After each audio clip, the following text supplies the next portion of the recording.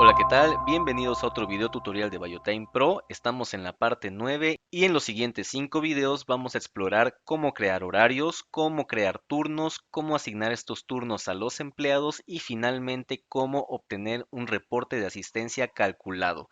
Todo esto lo vamos a ver en el módulo de asistencia del software, de forma que tenemos que seguir estos 5 pasos en orden para finalmente obtener un reporte correcto. El primer paso va a ser configurar las reglas generales de asistencia. Primero tenemos que fijarnos en este módulo en donde dice reglas de asistencia en las reglas globales, puesto que estas configuraciones pueden afectar el resto de las configuraciones que hagamos en los horarios, los turnos y los calendarios.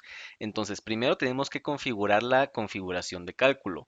Aquí vamos a establecer algunas reglas generales que se tienen que cumplir, que el software necesita saber qué va a pasar cuando se cumplan.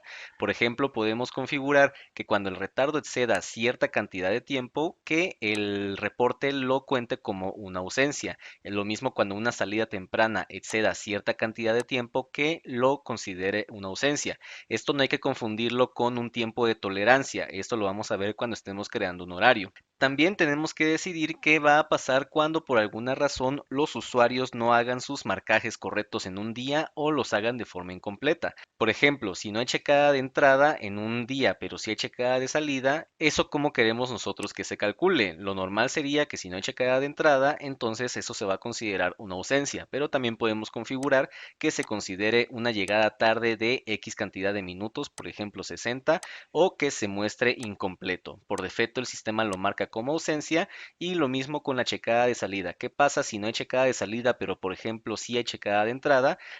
Por defecto, el software lo va a manejar como incompleto, es decir, no te va a reportar ninguna ausencia, ninguna falta, pero no va a ser posible calcular las horas trabajadas por el usuario ese día. También lo podemos configurar para que se considere una salida temprana o una ausencia. Vamos a dejarlo de esta forma.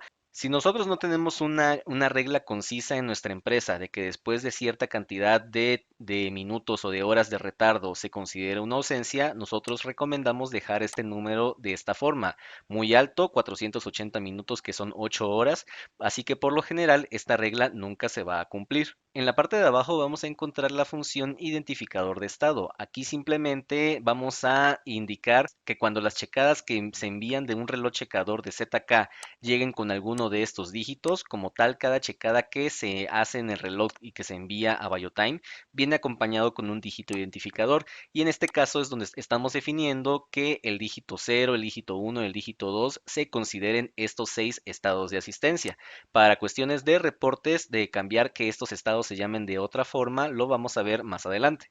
Después de la configuración del cálculo, también podemos revisar la configuración de tiempo extra, que por defecto está en automático. Quiere decir que después de que nosotros definamos un horario con ciertas entradas, con cierta hora de entrada y cierta hora de salida, o un horario flexible donde se tienen que trabajar X cantidad de horas en un día, cada vez que alguien llegue antes de su hora de entrada, después de su hora de salida, o que acumule más horas de las que debe en un día, se empiece a calcular automáticamente como tiempo extra. Los detalles de cómo se calcula o cómo se reporta esto aún lo podemos seguir definiendo en los horarios, pero de forma desde antes tenemos que definir si vamos a seguir esta regla de que se empiecen a calcular automáticamente. Vamos a poder definir que no se calculen, o vamos a también definir una de estas otras reglas en las que un administrador tiene que aprobar las horas extras, en donde puede ser tanto automático como aprobadas por un administrador, y aprobación condicionada, que es la función donde un administrador puede aprobar las horas trabajadas, pero solo se van a ver reflejadas si el usuario de verdad acumula y trabaja esas horas dependiendo de sus horas de checadas. En otro video vamos a ver más a detalle las configuraciones de horas extras. Por lo mientras, en los siguientes 5 videos vamos a trabajar con tiempo extra automático. En la configuración básica podemos definir de forma general que las checadas que se dupliquen en un tiempo, por ejemplo un minuto, se consideren duplicadas para que solamente se tome la primera o la última que se haga, obviamente dependiendo de si estamos hablando de un horario de entrada o un horario de salida.